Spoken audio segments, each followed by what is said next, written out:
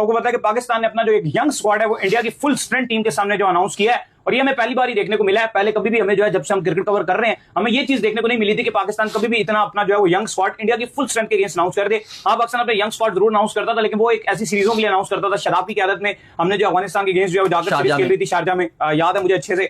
इस तरह करके जो है थोड़े बहुत पाकिस्तान ने अपना स्क्वाड अनाउंस किए थे, बट इतना बड़ा बोल्ड स्टेप जो है वो आपके T20 में जो है वो इस तरह से देखने को नहीं मिला था। लेकिन आज हम बात करेंगे कि क्या पाकिस्तान की बेस्ट पॉसिबल प्लेइंग 11 इसके अंदर से जो निकल सकती है, जो कि इंडिया का मुकाबला कर सके, क्योंकि इंडिया की टीम के अंदर सारे वो इंडिया के पास हथियार मौजूद हैं जो कि उनको जितवाने में अहम किरदार अदा कर सकते हैं। जसप्रीत बुमराह से लेकर वरुण चक्रवर्ती से लेकर संजू सैमसन से लेकर अभिषेक शर्मा से लेकर सूर्यवंशी से लेकर वो तमाम तरह जो हथियार हैं वो इंडिया के पास मौजूद हैं। हमारे पास क्या प्लेइंग 11 में? देखिए, अगर हम पॉसिबल पाकिस्तान की प्लेइंग 11 बनाएं, कोच माइक हैसन क्योंकि स्टिल टीम के साथ रहेंगे, वो हेड कोचिंग करेंगे, कप्तान नए हैं सैयदा फरहान, क्या प्लेइंग 11 होगी? जाहिर है ओपनिंग जोड़ी भी नहीं होगी। पहले मैं जल्दी से स्क्वाड पढ़ देता हूं, वैसे तो आप लोगों को पता भी है, लेकिन एक स्क्वाड पढ़ देता हूं, फिर बताते हैं कि क्या पाकिस्तान इस पर प्लेइंग 11 अपनी बनाएगा। अच्छा, स्क्वाड में सैयदा फरहान कप्तान है, अब्दुल समद वाइस कप्तान है, इब्रार अहमद है, अहमद दानियाल है, आकिफ जावेद, अली रजा, अरफात मिनास, हैदर अली वापसी कर रहे हैं, वो जो उनका इंसिडेंस हुआ था उसके बाद हसन नवाज टीम में कम बैक कर रहे हैं। मास सदाकत आजकल तो आपको पता है अपेंडिक्स के उनका ऑपरेशन हुआ है, लेकिन काफी रिकवरी कर रहे हैं। पीसीबी ने ऑलरेडी बोला है कि 2 हफ्ते के बाद वो कैंप में दोबारा से ज्वाइन भी कर लेंगे।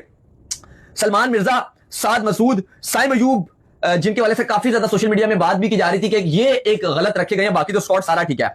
सुफियान मुकीम और उस्मान खान विकेट कीपर।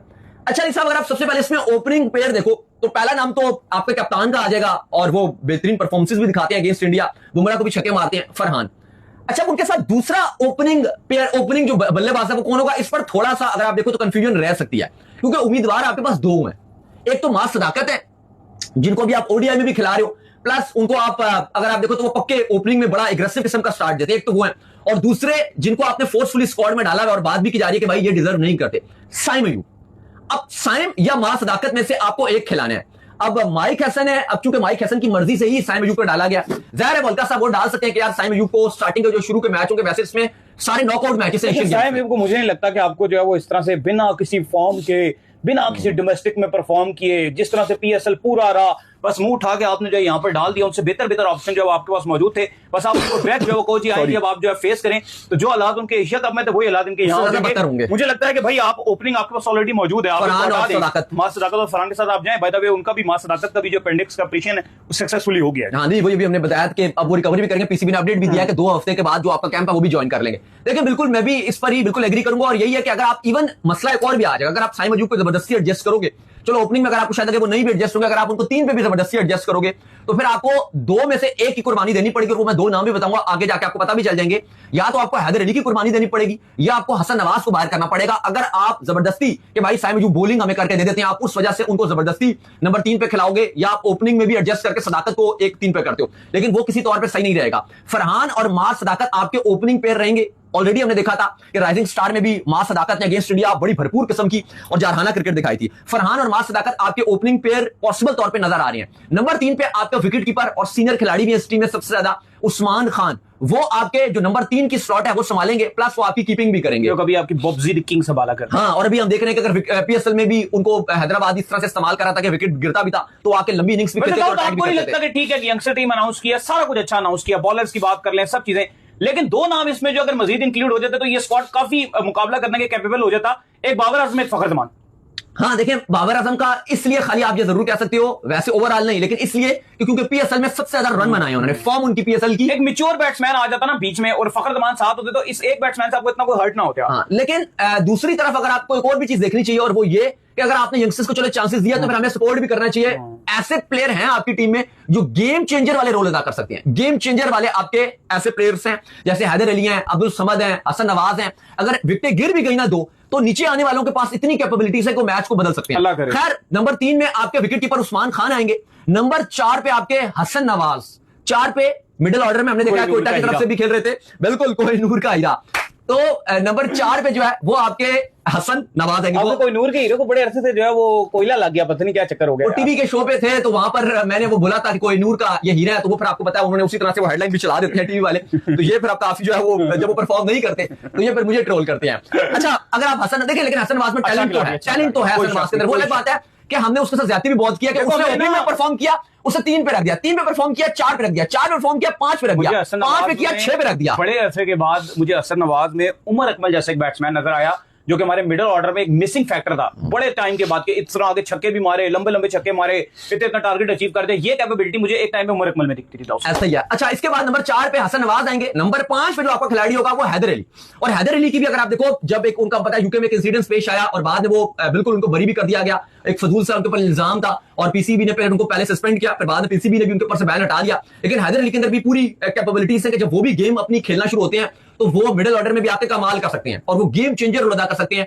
वो इस टीम में नंबर 5 का रोल अदा करेंगे और नंबर 5 पे हैदर अली आएंगे। नंबर 6 पे इस टीम में जो वाइस कप्तान है इस टीम के, अब्दुल समद, वो आएंगे। हाँ, नंबर इधर उधर हो सकते हैं अगर आपको सिचुएशन के हिसाब से देखो तो नंबर 6 पे आपके अब्दुल समद आ रहे हैं। अली साहब, अगर आप ओवरऑल देखो तो जापान की जो स्टेडियम, अगर आप उसकी डायमेंशंस भी देखें तो 60-55 मीटर की बाउंड्री है। कहीं कहीं आपको 60 मीटर की बाउंड्री मैं देख रहा था, कहीं आपको 60-62 मीटर की बाउंड्री नजर आ रही है और कहीं कहीं तो इवन आपको 55 मीटर की भी बाउंड्री नजर आ रही है। जिसका मतलब यह है कि जो आपके पास ज्यादातर बैटर्स हैं ये स्ट्राइकर्स हैं ज्यादातर, ये सारे तो इनके मिड हिट भी अगर गए जाए तो वो छक्के पे जा सकते हैं। भी बहुत कुट पड़नी है, इन्होंने भी बहुत कुट मारनी है। उनकी तरफ से भी ऐसा ही, उनके भी सारे छक्कों वाले प्लेयर हैं। मंशी जो है ना, वो मतलब अली रजा को इस दौरे के ऊपर हम जज नहीं कर सकते, बाउंड्री इतनी छोटी होंगी पर लगेगा जाएगा। ईशान किशन आप देख लो, उनका संजू उनका देख लो, वो जितने आपसे अच्छे स्ट्राइकर हैं। अभिषेक शर्मा देख लो, मतलब एक्सपीरियंस है सारे। अच्छा, नंबर 7 पे आपके अरफात मिनाज भी एक अच्छी हार्ड हिटिंग भी अच्छी करते हैं, बॉलिंग में भी एक अच्छा परफॉर्म कर रहे हैं। साद मसूद और इनके दरमियान मुकाबला रहेगा, लेकिन आई डोंट थिंक सो कि मुकाबला बनता है। स्ट्रेट फॉरवर्ड आपको अरफात मिनाज को नंबर 7 पे रखना है। अब अली साहब आपके पास आएंगे 4 बॉलर्स की स्लॉट्स, जहां पे आई एम श्योर कि एक आपने सिर्फ स्पिनर खिलाना है और बाकी आपने 3 फास्ट बॉलर खिलाने, क्योंकि एक आपके पास अरफात मिनाज आ गया है और एक आप स्पिनर खिलाओगे। अनफॉर्चुनेट है, मैं समझता हूं, मैं बहुत अनफॉर्चुनेट है कि आपके पास सुफियान मुकीम और इब्रार है और जाहिर है आप आईसीसी T20 और ओडीआई रैंकिंग में भी इब्रार 2 और 3 पे है, लेकिन यहां पर आप जो प्रायोरिटी दोगे वो इब्रार अहमद को ही दोगे सुफियान मुकीम के ऊपर, जो मुझे दोनों गट्टे खिला लो। इकट्ठे तो मुझे नहीं लग रहा कि खिलाएंगे, क्योंकि एक इनके पास अरफात मिनाज भी है, एक स्पिन ऑप्शन है, फिर अगर मास सदाकत भी बॉलिंग कर सकेंगे वो भी बड़ी मार पड़नी है। पेसर्स आप 2 ही रखें, बड़ी मार पड़नी है। हो सकता है मुकीम कुछ इंपैक्ट डाल दें, क्योंकि वो जो विकेट नजर आ रहा है जो ग्राउंड के हवाले से मैंने रिसर्च की है उसमें तो छक्के ही नजर आ रहे हैं मुझे। सीधी बात है, पेसर जिधर मर्जी दौर लगाएगा बाहर ही जाएगी गेंद, वो थोड़े हाई स्कोरिंग ग्राउंड नजर आ रहे हैं। लेकिन पहली सोच तो ये होगी कि 3 पेसर्स खिलाएंगे, 2 पेसर्स खिलाएं और 2 स्पिनर खिलाएं, मुझे ये लगता है। नहीं, क्योंकि स्पिनर इनके पास और भी है ना, अब स्पिनर 2 नहीं हो रहे ना। अगर आप सुफियान और इब्रार को खिलाते हो तो टीम मैनेजमेंट की सोच ये है कि फिर अरफात मिनाज भी तो स्पिनर है, फिर वो ये कहते हैं कि स्पिनर तो ऑलरेडी हमारे पास है। यार ये इब्रार को भी बेशक आप बाहर कर दो, लेकिन मुझे लगता है मुकीम को चांस मिलना चाहिए। इब्रार ने इंडिया के अगेंस्ट बहुत खेल लिया, मैं भी खेल लिया, बहुत डन एंड डस्टेड हो गया। क्या कर लिया उसने इंडिया के अगेंस्ट? इतने सैकड़ों मैच खेल के क्या कर लिया? सैकड़ों तो खैरदार निकल गया, लेकिन जितने भी खेल लिए क्या कर लिया? आधा दर्जन तो मैच खेले ही हैं। कितने वो चैंपियन ट्रॉफी में से एक आउट करके वो वहां पर भी जो है वो कुट्टे खा के एशिया कप में जो बुरा हाल कराया हुआ था। 3 अली साहब जो पेसर होंगे, अगर आप उन्हें बात करें, एक अहमद दानियाल है, एक सलमान मिर्जा है, एक आकिफ जावेद है और एक सलमान मिर्जा है। इनमें से मुझे लगता है कि सलमान मिर्जा क्योंकि सबसे मोस्ट सीनियर है, वो तो खेलेंगे, उनको तो 100% रखेंगे। मुझे जो लगता है 2 एक अहमद दानियाल भी मुझे लगता है कि लाजमी होंगे। अली रजा और अहमद दानियाल आपके खेलने चाहिए। नहीं, वो आप बात आप ठीक कर रहे हैं, लेकिन मुझे ये लगता है कि सीनियर्स क्योंकि ऑलरेडी इसमें यंग टीम है, तो जो इक्का दुक्का सीनियर्स उनको प्रायोरिटी मिलेगी। तो उस लिहाज से अगर आप देखो तो सलमान मिर्जा ये उसको लाजमी ऐड करेंगे। ठीक है, अच्छी बॉलिंग भी कर लेते हैं, मुझे लगता है कि वो लाजमी खिलाएंगे। वो अलग बात है कि हम कहें कि उसको खेलना चाहिए वो एक अलग चीज है, लेकिन मैं आपको उस पॉइंट ऑफ व्यू से बता रहा हूं कि माइक हसन की क्या सोच रहेगी। तो मुझे लगता है कि सलमान मिर्जा को वो लाजमी खिलाएंगे और सेकंड अहमद दानियाल ने क्योंकि एक अच्छी डेथ ओवर में बॉलिंग किया, वो 2 लाजमी खेलेंगे।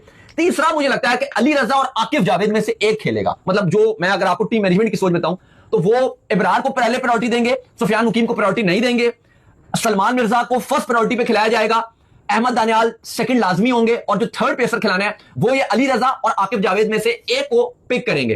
तो ये पाकिस्तान की प्लेइंग 11 होगी।